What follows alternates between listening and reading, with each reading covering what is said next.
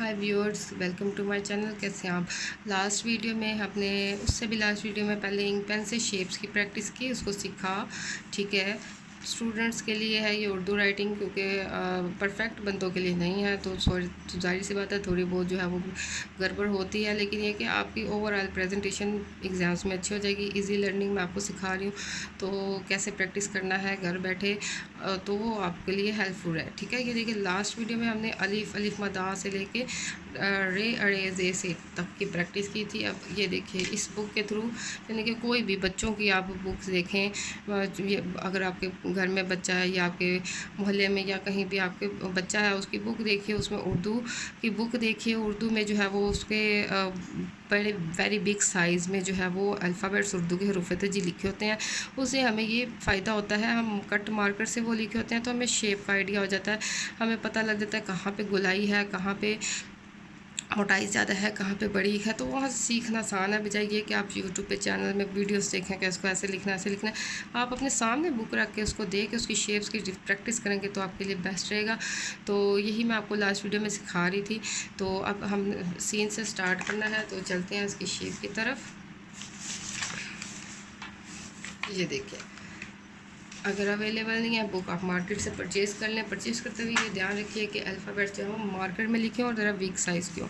ठीक है, तो आपको फॉलो करने में आसानी रहेगी। अभी देखिए सीन या शीन जो भी है, इसके शेप पे फोकस करेंगे हम।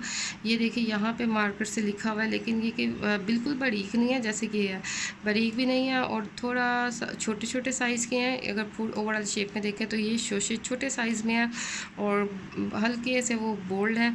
लेकिन यहाँ पे जो गोलाई वाली शेप है ये बड़ी बोल्ड शेप है, उसको कैसे लेके चलना है वो हम सीखेंगे। ठीक है, अब उसके लिए आपको जो है वो मार्कर से, क्योंकि हम सीख रहे हैं प्रैक्टिस करना, 604 ले लें, 605 ले लें, कोशिश करें 605 लें ताकि आप उसकी शेप को अच्छी तरह से फॉलो कर सकें। ये देखिए, अब एक दफ़ा डालेंगे हो सकता है शेप मैच ना करे, दूसरी दफ़ा डालेंगे ना मैच करे। तो प्रैक्टिस के बाद 10 दफ़ा डालेंगे तो हो सकता है आपकी शेप बिल्कुल मैच होना शुरू हो जाए। जैसे ही मैच होना शुरू कर दे, आप उसी तरीके से मार्कर को होल्ड रखेंगे और उसकी प्रैक्टिस करेंगे और इंशाल्लाह आप सीख जाएंगे। अब ये देखिए, यहाँ पे पहले शेप को गौर से देखना है, डायरेक्ट देख के डालना नहीं शुरू कर देना। छोटे छोटे हैं, यहाँ से स्टार्ट हो रहा है, यहाँ पे आके छोड़ा है, ज़रा वो बोल्ड ज़्यादा है, और जहाँ पे एंड हो रहा है वो ये देखें गैप है, बिल्कुल उसके लेवल का नहीं है।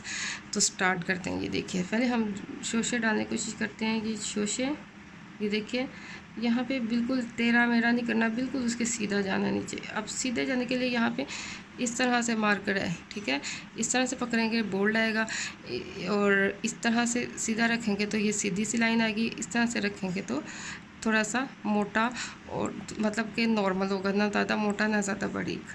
ये देखिए, आप बिल्कुल इसको सीधा पकड़ लें और यहाँ पे गुलाई लेके जाएं और ऐसे। यहाँ हमने डाली शेप, हमें शेप बेहतर नहीं लग रही, इसके साथ मैचिंग नहीं लग रही, हमने चौड़ा ज़्यादा कर दिया। दोबारा हम प्रैक्टिस करेंगे, कोई मसला नहीं, हम खुद सीख रहे हैं घर बैठे, कोई हमें देख नहीं रहा, तो झिझकने की ज़रूरत नहीं है। ये देखिए, अच्छा, अब फिर मुझे यहाँ पे देखें अच्छा नहीं लग रही है, गड़बड़ लग रही है, इसमें गैप बहुत ज़्यादा मेरा आ रहा है, ये मेरी लाइन थोड़ी सी टेढ़ी आ रही है, बिल्कुल सीधी रखनी है। दोबारा प्रैक्टिस करेंगे, फिर मेरी शेप नहीं ठीक। वजह क्या है, मैंने इसको ज़्यादा ऊंचा कर लिया और ये मेरे बोल्ड नहीं है, और ये जो है इसकी लेंथ इससे ज़्यादा हो गई है। फिर प्रैक्टिस करेंगे, फिर नहीं ठीक है, हम प्रैक्टिस करते जाएंगे। अच्छा, वीडियो के नीचे आप काफ़ी बच्चे कमेंट करेंगे कि आपकी तो खुद ठीक नहीं, हमें सिखा रही हैं। तो जनाब आप ये समझ लें कि मैं भी सीख रही हूँ, लेकिन ये कि मैं आपको सिखा भी रही हूँ कि इसके अगर गलत हो रहा है तो आपने उसके उस पर रुक नहीं जाना, आपने मूव करना है। डालें 10 दफ़ा गलत हो, 20 दफ़ा गलत हो, अगर सीख रहे हैं तो फिर झिझके मत, बढ़ते जाएँ, प्रैक्टिस करते जाएँ, आपको एट द एंड आपको होल्ड करना मार्कर आ जाएगा। ठीक है, अब मुझे 605 से प्रॉब्लम हो रही है, बोल्ड ज़्यादा है, तो मैंने क्या किया 604 होल्ड कर लिया है ताकि मुझे सीखना ज़रा आसान लगे। ये देखिए, क्योंकि मैं इसको ज़्यादा बड़ा नहीं लिख रही, तो 604 बेस्ट रहेगा। अब ये देखिए, मैं दोबारा कोशिश करती हूँ। अच्छा, यहाँ पे मेरा थोड़ा सा बेहतर लग रहा है। ठीक है, अब यहाँ पे मैंने इसकी शेप बनाई। अब मुझे लग रहा है मेरी शेप में प्रॉब्लम आ रहा है, तो हम इसकी शेप पे फोकस करेंगे। अब थोड़ी सी हमारी बेटर आई है। फिर थोड़ी सी बेहतर है, लेकिन यह कि इसमें थोड़ी सी ऊंचाई गुलाई में ज़्यादा है और मेरी ऊंचाई कम है। ठीक है, ये मैं आपको इसलिए मिस्टेक्स कर करके बता रही हूँ ताकि आप हर तरह से देख सकें आपकी अगर मिस्टेक हो तो आप इसे कैसे कवर करें। ठीक है, इस तरह से आप प्रैक्टिस करते जाएं। जैसे ही आपको लगे कि यहाँ पे मैच हो गया है तो वहाँ पे स्टॉप कर दें और उसी शेप को फॉलो करते जाएं। ठीक है, अब थोड़ी थोड़ी सी बेटरमेंट आ रही है। ये देखें उसकी गुलाई कितनी ज़बरदस्त आई है, यहाँ से स्टार्ट है, यहाँ पे एंड है और बिल्कुल गोल शेप आ रही है। तो इसको फॉलो करते जाएं। अब फिर गड़बड़ हो गई, सही लिखा, दूसरी दफ़ा फिर गलत आ गया तो कोई मसला नहीं, प्रैक्टिस करनी है हमने, तो गलत सही होता रहेगा और आपने बस सीखते जाना है, अपनी गलतियों से सीखना है। ठीक है, इस तरह से आपने इसकी प्रैक्टिस करते जानी है।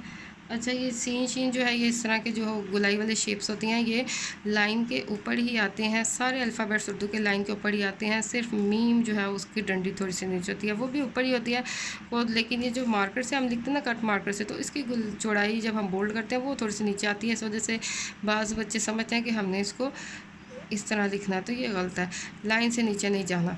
उर्दू के अल्फ़ाबेट्स अगर आप उर्दू की बुक खोल के देखें तो जो लिखा होता है उर्दू सारा जो है वो लाइन के ऊपर होता है। ठीक है, इसलिए फिर ओवरऑल लुक जो है वो अच्छी आती है। तो इसके ऊपर प्रैक्टिस करनी है आपने। ये देखिए,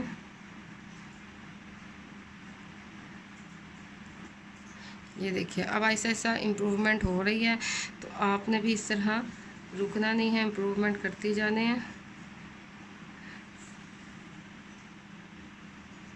जैसे आपकी शेप ठीक हो आप उसको उसी शेप को लेके प्रैक्टिस करें, और जब आप सीख जाएं तो आप फिर नेक्स्ट अल्फ़ाबेट पे मूव करें।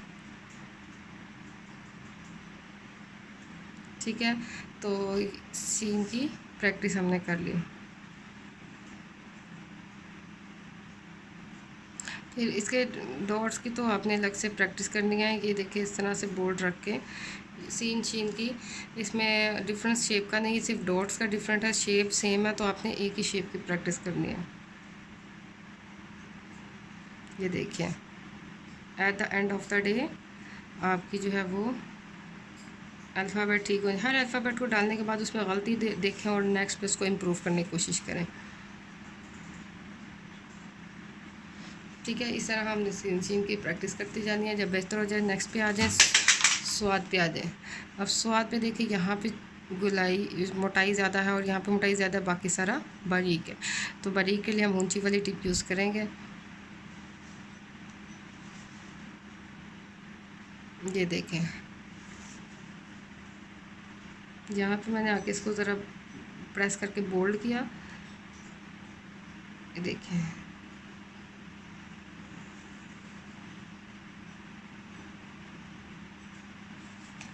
अब ये देखिए, यहाँ मैंने क्या गलती की, ये बिल्कुल साथ जुड़ा हुआ है और मैंने यहाँ पे गैप ज़्यादा दे दिया है। हर छोटी छोटी जो है वो पॉइंट्स पे फोकस करना है आपने।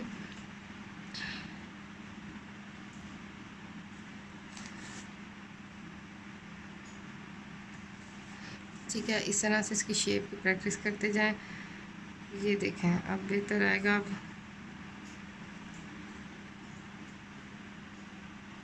ये लेकिन इसकी शेप पे आपने गौर करना है, गोलाई वाली शेप जो है वो बेहतर हो, और ये ऐसे आता है। ठीक है, ये फाइनल लुक अच्छी आ गई। ठीक है, इस तरह ज़ुआद में जस्ट आपने डॉट डालना है। अब इसके बाद तोए ज़ोए की प्रैक्टिस करते हैं। तोए ज़ोए में ये देखिए, सारा जो है वो नॉर्मल है, ना मोटा है ना बारीक है, और यहाँ पे देखिए थोड़ी सी शेप ऐसे बाहर की तरफ है, तो हम इसकी ऐसे प्रैक्टिस करेंगे। ठीक है, यहाँ पे देखिए अलिफ डाल के इसको ऐसे लेके आएंगे और यहाँ से शेप बना देंगे। तो ये वेरी इजी। ठीक है, इसके बाद ये देखिए आइन, आइन गाइन।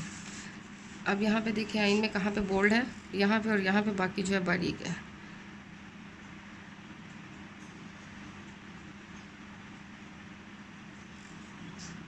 ठीक है, और ये देखिए ये थोड़ा सा आगे जाके ख़त्म होगा, ये यहाँ पे देखिए डिफरेंस। ठीक है,